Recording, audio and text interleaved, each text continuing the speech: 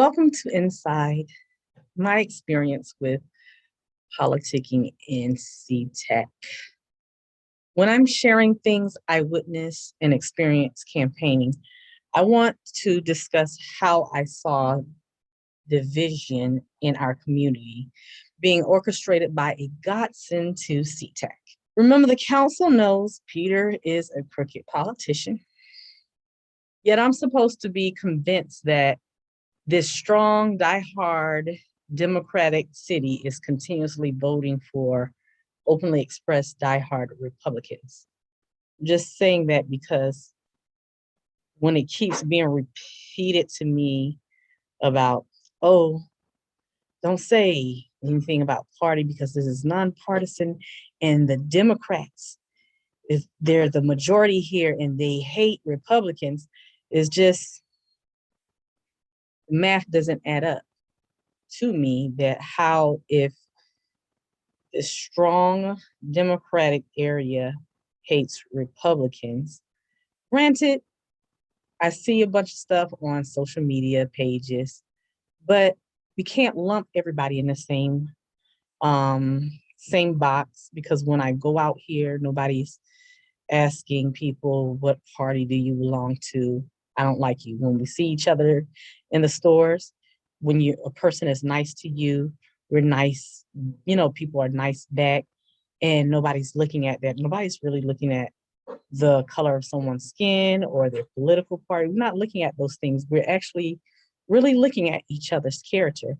So for that to be constantly expressed to me over and over again, which I understand, yes, it is a nonpartisan uh what is it? City council is nonpartisan.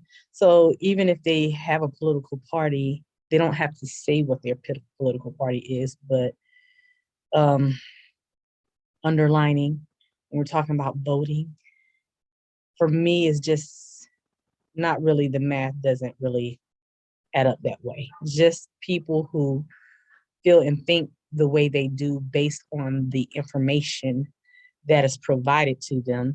And then, yes, you do have some people who are just old and set in their ways. And I'm not talking about old as in like senior old. I'm just talking like even my age.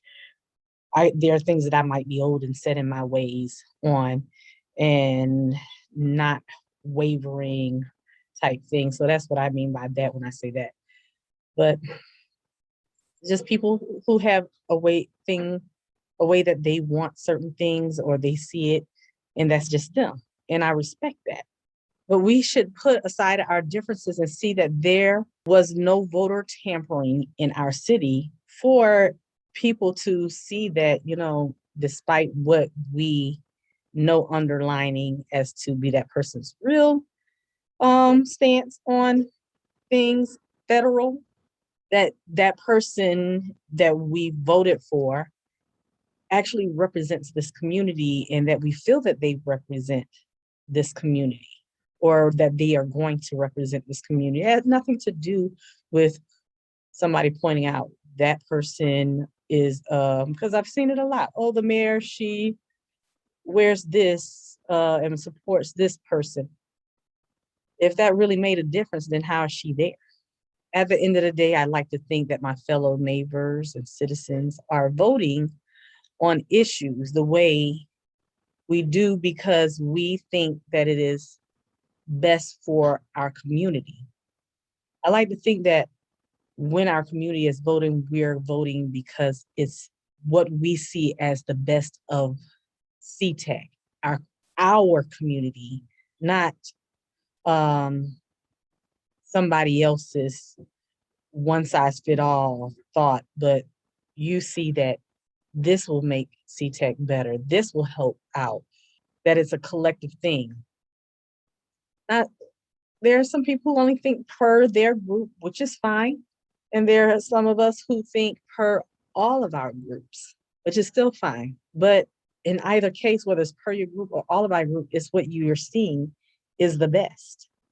Now, when it comes to our council, it shouldn't be that way. It should be taking all of that into consideration and seeing the best for the whole picture.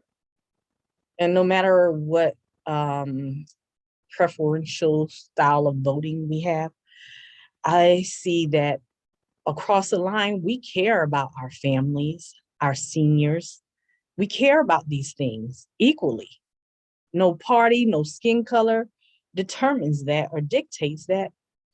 It's just that is in our human nature to care about these things. However, we disagree to agree. How we reach that same agreement tends to be different, or we might not agree at all. I'm not sharing this because I want to convince everyone that Peter is not thinking best for the community. I'm sharing this because I want everyone to think of us as a community and not rely on one person only for truth. To rely on one person's information and one person only for truth is what we would really call a sheep. When you guys are out here throwing this verb, you're a sheep around and you're a sheep around. Well, heck, everybody's a sheep because you're going by one specific thing or one specific person who's trying to relay and dictate as opposed to doing your own research or seeing things for what they are, but you feel biased about something, then that's a sheep because a sheep does not think for themselves. They just do things and they just go along. But, you know, I would like to think that despite the difference of views, that we're just diverse and that we're all doing our own research. I hope. I can't say that everybody is. I want those that believe Peter's word is bond to be open to listening to our community as neighbors. These are our neighbors. Not that we want to suppress, but in a way to of being an example to the next generation to disagree to agree. Compromise when it does not devalue morals or someone's dignity. Never taking the time to know where Tequila or Cineette stood, I was comfortable with the reason Peter said that they were a threat, almost to the point of not realizing that I was being kind of close minded, which is what I do not like to promote. Someone might hate me for this, but I see anything that sees one size fits all as an answer to a diverse community as a danger to all of its citizens. At one point, Peter was happy that Cineette was not a puppet for the union and was doing her own research. When during her campaign, she was the enemy and was being a puppet for the union, which was a danger to seatac. Yet I noticed because she voted in favor of the majority, she was a smart girl. By the way, y'all gonna stop referring to us as girls. And she lost your respect because she was not voting your way. When I sit back and rewatch the videos, I watch with a new perspective. Cineette would state her own research, not based off what Peter spoon fed her and why she was, and she would say why she was voting a certain way. If she felt the same thing could be accomplished, but there was a better way, not cutting out a certain group that she felt were getting the short end of the stick, she would try to present that. She was never voting Peter's way as he thought. She was voting on her principles and understanding of information she was privy to. I started to notice that perhaps Cineette and Tequila were being ousted. I just never was willing to hear Tequila because he was out of the gate with fighting statements. I think he doesn't realize that even though he may be seeing something and wanting to expose it because people are not seeing it, just exposing it can make people see you as the issue. That's typical for victims. Victims get this a lot when they scream rape because people don't know what to believe when they don't think they have witnessed it. I don't know how they present things within their meetings as far as Tequila and Cineette goes, but I already know that whatever it is that they're going to present to the public is already torn down before the public can make an informed decision.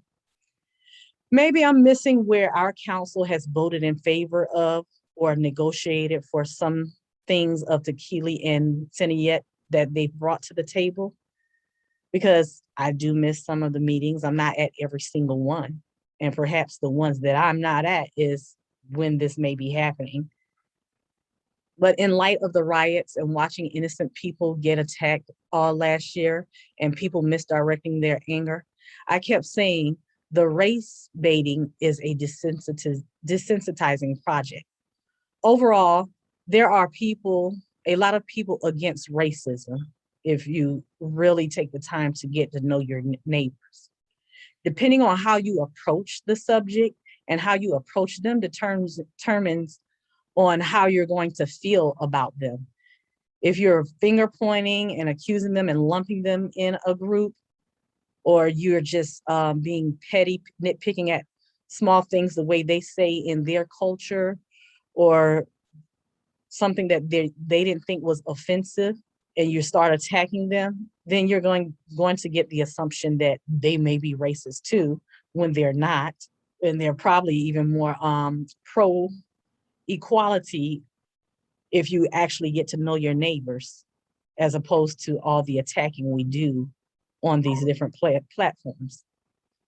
Desensitizing people sets the stage for us to tune anyone out with a complaint of racism or discrimination, because people are tired of someone yelling at them rather than presenting a problem and being open to healing together. I've only posted one blatant racist incident in this community. And when I posted the experience, people didn't attack me and say, oh, there you go, bringing in racism, when it was, in fact, a blatant one. People were, I don't think there was not one person in that group that even attacked me about it. Everyone was like, you're right. You know, we are accountable to each other. And if we witness something like that, yes, we should open our mouths and step up and say something, not let a person feel that silence is acceptance, and not let a person who is doing it and bullying a child, because it happened to my child, that it is acceptable to attack a child who was just standing in line to pay for something just because they're Black. But so I can't say that I have a racist community. I have a community that takes a stand, and if they are there and they just so happen not to be the ones there in the gas station that day, but I like to believe that they would say something. And for me, this is how we heal as a community. We see a hurt, and just because it's not your hurt, we don't condemn that person. We find how we can bring healing to each other. How can we not attack that person, but help them to perceive or have a different perception, whether it's of the police or whether it's of white or Black, of a political party, because attacking only, I guess you say, more confirms to that person that you are the bad person or the bad group that people are stereotyping you as. And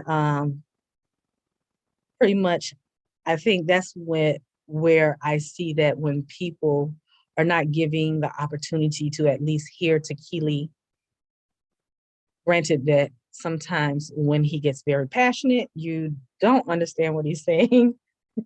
I'm not trying to be mean. I'm just saying that we don't give the opportunity because we're already feeling attacked and accused of something, rather than sitting and finding how can we resolve this. And granted, yeah, there are people who don't look for no resolution. And like I said, that's why it takes being open to healing and working together to even make something like that work, of us all moving forward. That I've addressed that.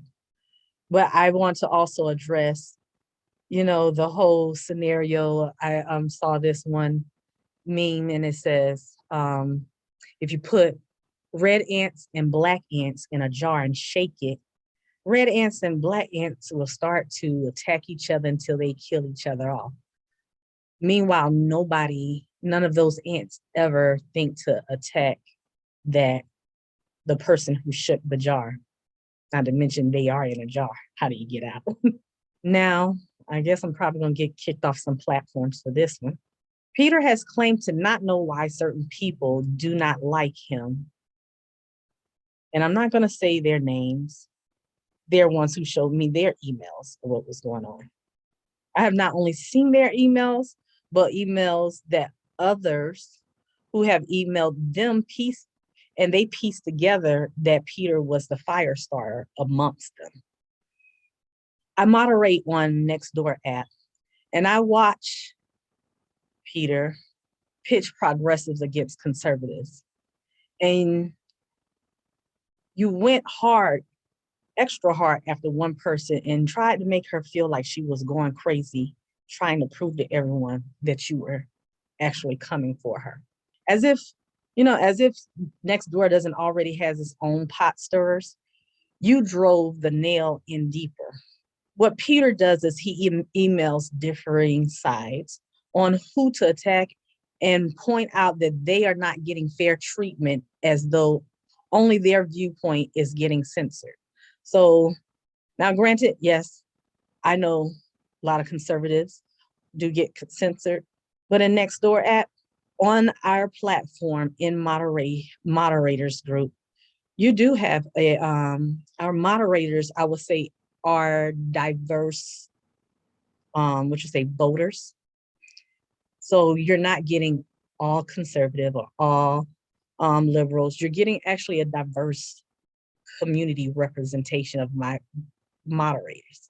And inside moderating, we get to vote, and we even get to express why we're voting a certain way and why everybody else should not vote this way, because, it kind of like supposed to be a checks and balance of making sure that we are not being biased, or if there is any bias, that we're kind of even leveling each other out.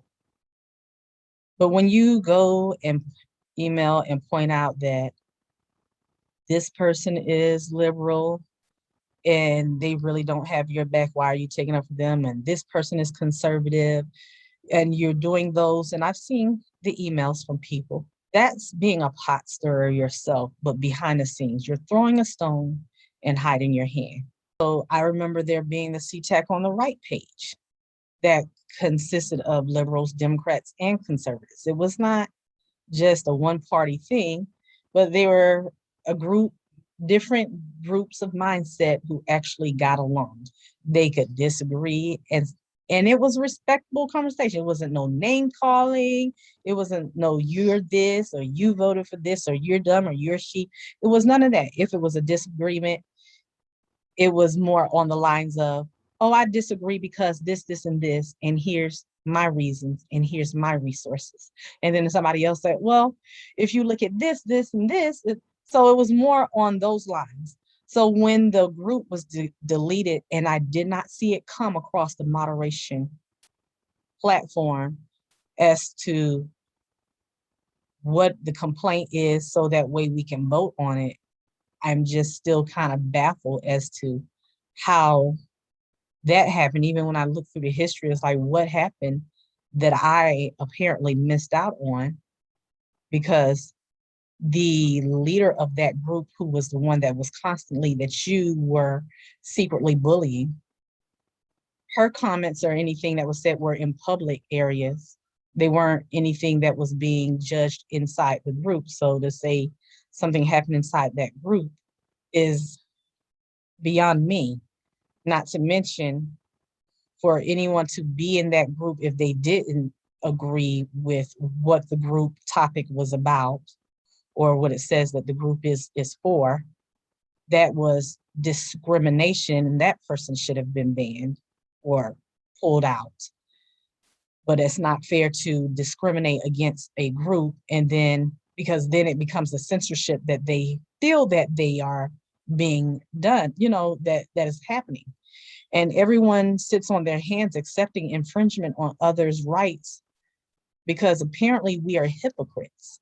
Peter is skilled at getting other people to fight, mostly on the premises that he has to look neutral to the public because he has our backs, but can't let others know that he's a fence rider.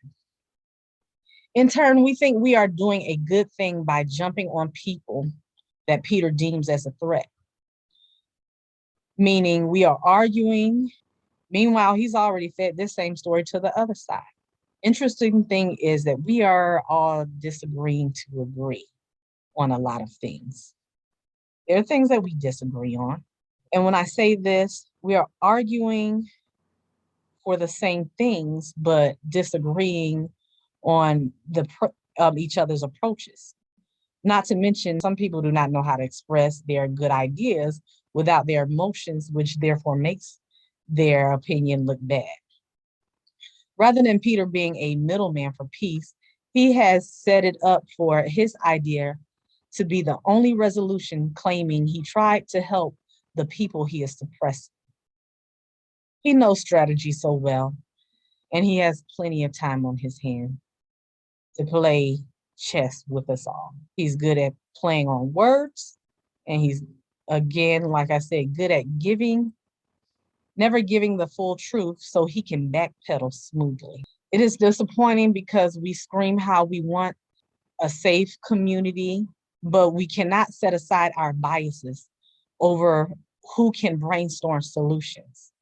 We think dictatorship is best suited for seatac.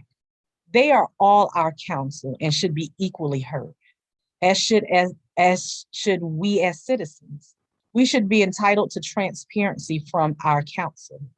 We should not be manipulated as though we are dumb citizens because our average education is high school. I know plenty of people without degrees who are brilliant. We should not have to put our reputation on the line for a council who thinks less of us and that we are expendable. Perhaps our council should have term limits as to not develop a godsend mentality. I'm just asking everyone to put aside bias. Take the time to get to know all of your council, the ones that are on the seats now.